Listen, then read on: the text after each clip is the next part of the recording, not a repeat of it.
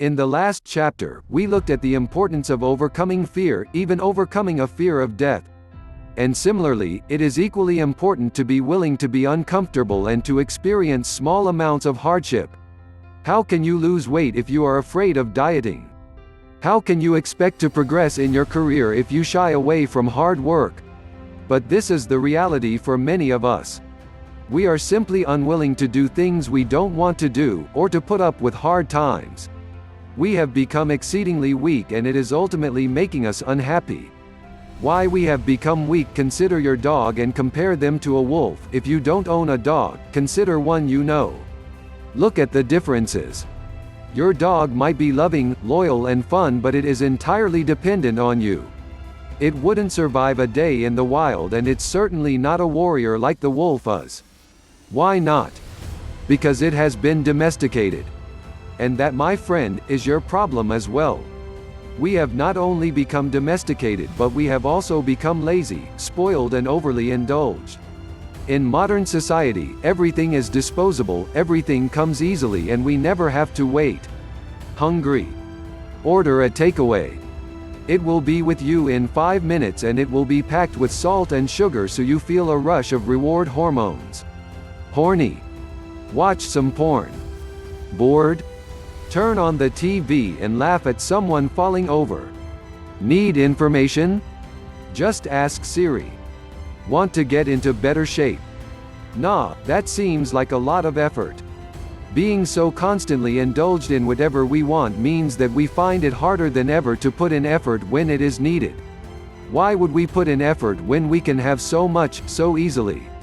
And likewise, when we are used to getting whatever we want, we feel absolutely distraught when the shower doesn't heat up properly.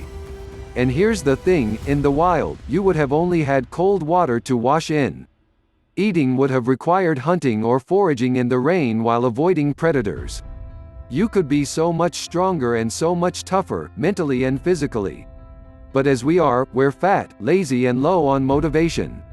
How to get tough? So with that in mind, how do you go about getting tough? The first thing you need to do is to try living with less. We discussed this already in our post on Stoicism, but traveling is a fantastic way to accomplish the warrior mindset. That means traveling and staying in hostels, not booking hotels the night before, only taking a few clothes. I have been on a few journeys like this myself. I went on a trip around Europe and took only a backpack to get by. I remember lying at a train station in Poland in the snow, unable to read the signposts despite my Polish heritage, and not knowing when the next train would come. Or even where I was. This was before data roaming or 3G, so that was out of the question too.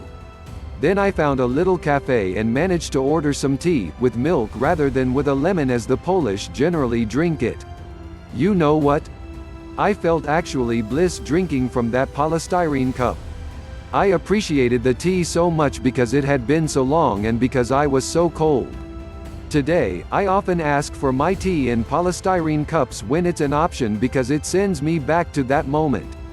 And this is what you realize when you force yourself to do without. You learn that the little things can bring you a lot of joy. That there is reward and happiness to be found in every moment. You don't need everything to go perfectly. And in fact, when things go wrong, it creates stories and helps you to grow stronger. Growth mindset, and that's a key point actually, to keep a growth mindset at all times. Each challenge that comes your way is a chance to get stronger, smarter and better. By dealing with these hardships, your life has greater purpose. Life is meaningless when it is easy, and you become better equipped to take on similar challenges in future. So, the next time you find yourself in debt, instead of letting it defeat you, instead see it as a challenge.